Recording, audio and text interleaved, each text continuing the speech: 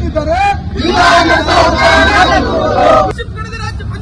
ರಾಜ್ಯ ಸರ್ಕಾರಕ್ಕೆ ಹೇಳಿದಿಕ್ಕಾರ. ಹಿಂದುಳಿದ ಕಲ್ಯಾಣ ವರ್ಗ ಇದರಲ್ಲಿ ನಮಗೆ 1258 ಹಾಸ್ಟೆಲ್ಗಳಿದೆ. ಆ ಹಾಸ್ಟೆಲ್ಗಳಿಗೆ 1,68,000 ವಿದ್ಯಾರ್ಥಿಗಳು ಏನು ವಸತಿ ನಿಲಯಗಳಲ್ಲಿ ವಾಸವಾಗಿದ್ದಾರೆ. ಹಾಗೆಯೇ ಏನು ಸಮಾಜ ಕಲ್ಯಾಣ ಇಲಾಖೆಯಲ್ಲಿ 1972 ಹಾಸ್ಟೆಲ್ಗಳಿವೆ.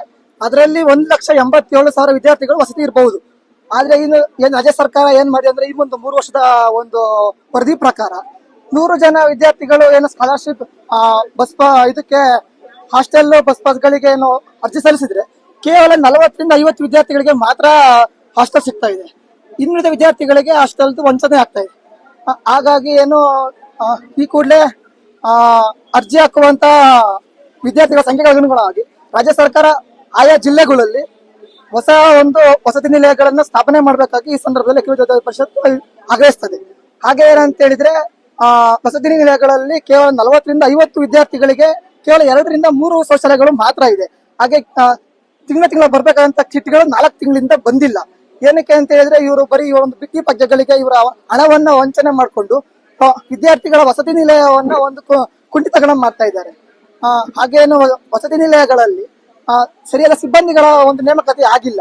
ಹಾಗಾಗಿ ಸ್ವಚ್ಛತಾ ಕಾರ್ಯಕ್ರಮಗಳು ಎಲ್ಲ ಸ್ವಚ್ಛತಾ ದೃಷ್ಟಿಯಿಂದಾಗಿ ಎಲ್ಲ BCM ಹಾಸ್ಟೆಲ್ಗಳು ಫುಲ್ ಹಿಂದುಳಿದಿದೆ.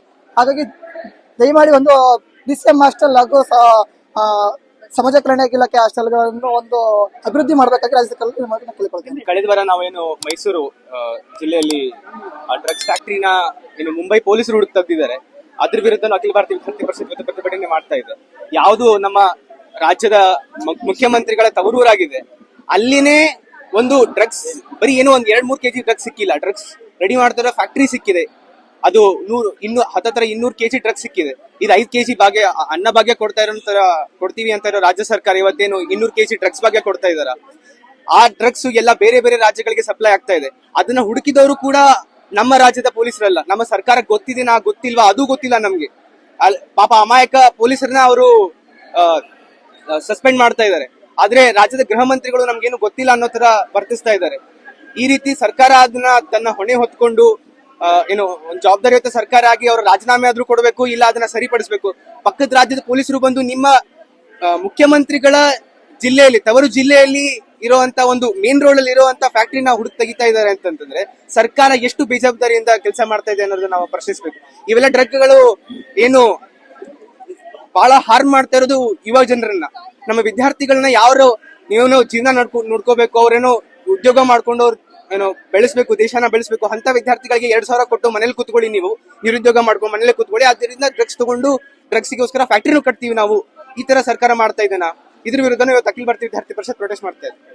ಹೆಸರು ಅಭಿನಂದನ್ ಅಂತ.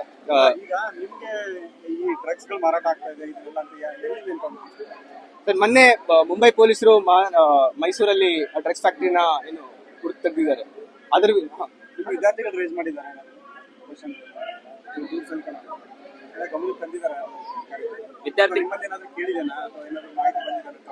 ಸರ್ ನಮ್ಮಲ್ಲಿ ಯಾವ ತರ ಏನು ಸೀಕ್ರೆಟ್ ಇನ್ಫಾರ್ಮೇಶನ್ ಆತರ ಏನು ಬಂದಿಲ್ಲ.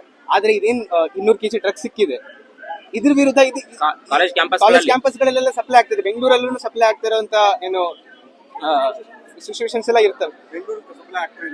ಅದ್ರ ಬಗ್ಗೆ ಸಪ್ಲೈ ಆಗ್ತಾ ಏನಿದೆ ಕಾಲೇಜ್ ಕ್ಯಾಂಪಸ್ಗಳಲ್ಲಿ ವಿದ್ಯಾರ್ಥಿಗಳಿಗೆ ಈ ತರದ ಡ್ರಗ್ಸ್ಗಳು. ಈಗ ಸಾಮಾನ್ಯವಾಗಿ ಈಗ ಡ್ರಗ್ ಸಿಕ್ಕಿದೆ ಅಂದ ತಕ್ಷಣ ಆ ಡ್ರಗ್ ಕೂಡ ವಿದ್ಯಾರ್ಥಿಗಳಿಗೆ ಈಗ ಮೇನ್ ಆಗಿ ಅಡಿಕ್ಟ್ ಆಗ್ತಾ ಇರೋದು ವಿದ್ಯಾರ್ಥಿಗಳು, ಅಂದ್ರೆ ಬೇರೆ ಬೇರೆ ರಾಜ್ಯದಿಂದ ಬಂದಿರ್ತ ವಿದ್ಯಾರ್ಥಿಗಳು, ಬೇರೆ ಬೇರೆ ದೇಶದಿಂದ ಈ ತರದ ಬೆಳಕಿಗೆ ಬಂದಿದೆ. ಅದು ಡ್ರಗ್ಸ್ ಈಗ ತಯಾರಾಗ್ತಿದೆ, ಅದು ಬಂದು ಬೆಳಕಿಗೆ ಬಂದು ಹೊರಗೆ ಬರೋವರೆಗೂ ಯಾವ್ದು ಕಾಲೇಜ್ಗಲ್ಲ ಈ ತರ ಘಟನೆಗಳು ಆಗಬಾರದು ಅನ್ನೋದೇ ನಮ್ಮ ಉದ್ದೇಶ. ಗೃಹ ಮಂತ್ರಿಗಳಾದವರು ಕಾನೂನು ಮತ್ತು ಸುವ್ಯವಸ್ಥೆ ಜೊತೆಗೆ ವಿದ್ಯಾರ್ಥಿಗಳ ರಕ್ಷಣೆಯನ್ನು ಕಾಪಾಡಿಕೊಳ್ಳಬೇಕಾದವರು. ಅದು ಡ್ರಗ್ಸ್ ತಯಾರಾಗಿ ಬಂದು ವಿದ್ಯಾರ್ಥಿಗಳು ಅದನ್ನ ಸೇವನೆ ಮಾಡಿ ಏನಾದ್ರು ರೋಡಿಗೆ ಬಂದು ಬಿದ್ದಾಗ ಮಾತ್ರ ಸರ್ಕಾರ ಎಚ್ಚರಗೊಳ್ಳಬೇಕಾ, ಅಥವಾ ಈ ತರದ ಏನಾದ್ರು ಮುಂಜಾಗ್ರತಾ ಕ್ರಮಗಳನ್ನು ತೆಗೆದುಕೊಳ್ಬೇಕಾ? ಆ ತರದ ಕೂಡ ದೃಷ್ಟಿಯಲ್ಲೂ ಕೂಡ ನಾವು ವಿದ್ಯಾರ್ಥಿ ಪರಿಷತ್ ಯೋಚನೆ ಮಾಡುತ್ತೆ. ಕಾಲೇಜಲ್ಲಿ ನಾವು ಕಳೆದ ಹಲವು ವರ್ಷಗಳಿಂದ ಡ್ರಗ್ಸ್ ಫ್ರೀ ಕ್ಯಾಂಪಸ್ ಅಂತ ಮಾಡ್ತಾ ಇದೀವಿ. ಅದೇ ಡ್ರಗ್ಸ್ ಫ್ರೀ ಕ್ಯಾಂಪಸ್ ಮಾಡ್ತಾ ಇಲ್ಲ ನಾವು ಎಚ್ಚರದಿಂದ ಇದ್ದಿದ್ದ ಕಾರಣಕ್ಕೆ ಯಾವುದೇ ಕಾಲೇಜುಗಳು ಈ ತರ ಅಹಿತಕರ ಘಟನೆಗಳು ಆಗ್ತಾ ಇಲ್ಲ. ಜೊತೆಗೆ ಈ ತರ ಡ್ರಗ್ಸ್ ಸಿಕ್ಕಿದೆ ಅಂತ ತಕ್ಷಣ ನಾವು ಇದ್ರ ವಿರುದ್ಧ ಕ್ರಮ. ಬೆಂಗಳೂರಲ್ಲಿ ಕಾಲೇಜಲ್ಲಿ ಸಪ್ಲೈ ಆಗ್ತಿದೆ, ಅಲ್ಲಿ ಹೋಗ್ತಿದೆ, ಆ ತರ ಅಲ್ಲ. ವಿದ್ಯಾರ್ಥಿಗಳಿಗೆ ಡ್ರಗ್ಸ್ ಸಿಗಬಾರ್ದು, ಅದಕ್ಕೆ ಸಾಮಾನ್ಯ ಮೆಡಿಕಲ್ ಗಳಲ್ಲಿ ಸಿಗ್ತಾ ಇದೆ ಅಂತ ಹೇಳಿ ಮಾಹಿತಿ ಇದೆ. ಸೊ ಆ ಕಾರಣಕ್ಕೋಸ್ಕರ ಆ ತರ ಸಿಗಬಾರ್ದು ಅನ್ನೋದೇ ನಮ್ಮ ಉದ್ದೇಶ.